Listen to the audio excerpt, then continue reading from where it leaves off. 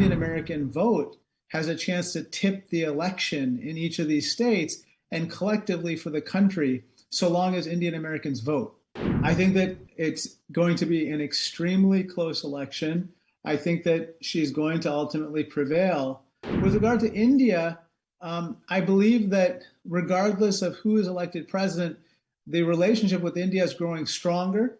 It's covering more subjects. It's growing deeper. I think it's going to go to higher heights over time. Kamala Harris, as the first Desi President of the United States, would, I think, help to strengthen those bonds because she's visited India so many times. Stronger than ever. Talk to us about the candidate and the policies that resonate with this community. Well, I think this community is looking for practical, problem-solving leaders, people who put ideology aside, at the same time are principled about making sure that everyone can enjoy the American dream, as long as they work hard, play by the rules, and try to help their community and country at the same time. Right. Now, the election is a close call.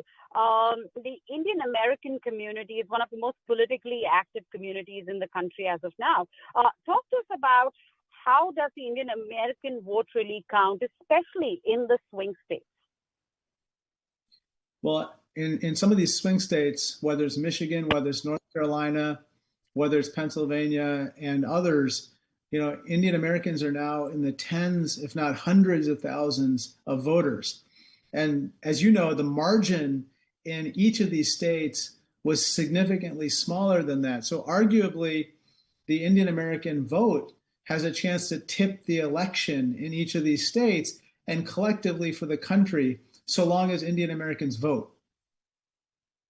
Right. Now, traditionally, the Indian Americans have always voted Democrats, but there are some recent surveys that suggest that there is an uptick in the Indian Americans who support the Republicans and particularly Donald Trump. What is your words to these Indian Americans who stand there, by the fence, who still are undecided? Well, look, I think that it's only natural that for a community as large as Indian Americans, which now number more than 5 million people in America, that there's going to be diversity of opinions with regard to who they support. And I think that's all well and good.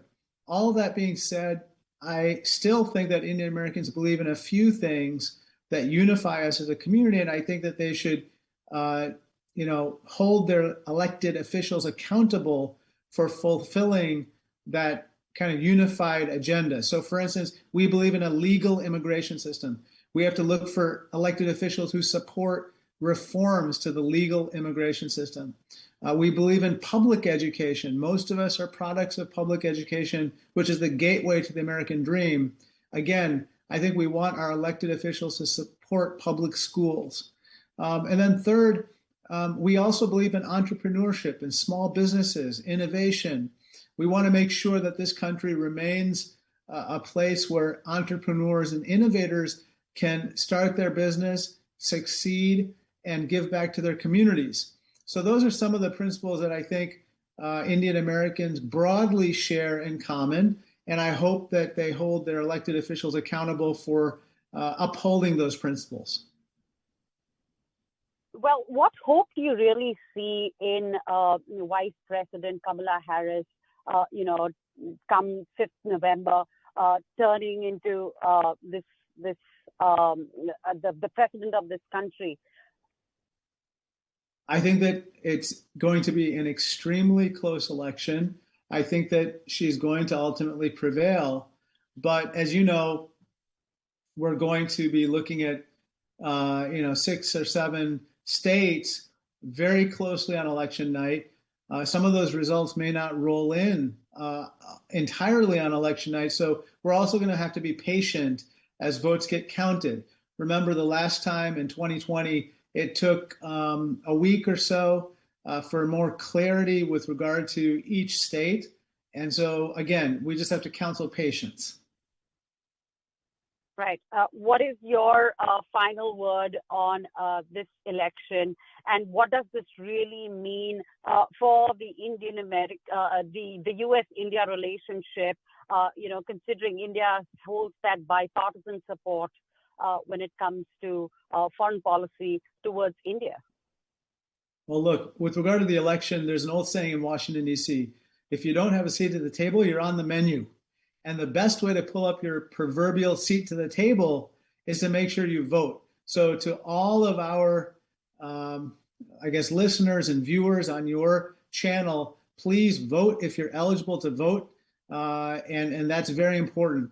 With regard to India, I believe that regardless of who is elected president, the relationship with India is growing stronger. It's covering more subjects. It's growing deeper. I think it's going to go to higher heights over time. And I think Kamala Harris, as the first Desi President of the United States, would, I think, help to strengthen those bonds because she's visited India so many times as a child and a young adult, given that her mom came from India and, of course, instilled those values that are near and dear to Desis in her daughters, namely Kamala and her sister. So I'm really excited about that, too. All right. On that note, thank you so much for talking to us, Congressman. Really appreciate your time. Thank you so much. And to all of your viewers who are celebrating, happy Diwali to everybody. I think that as we celebrate this season, we're going into a new festival, and that's called the election. The election festival is starting next Tuesday. So let's celebrate that too. All right. Thank you.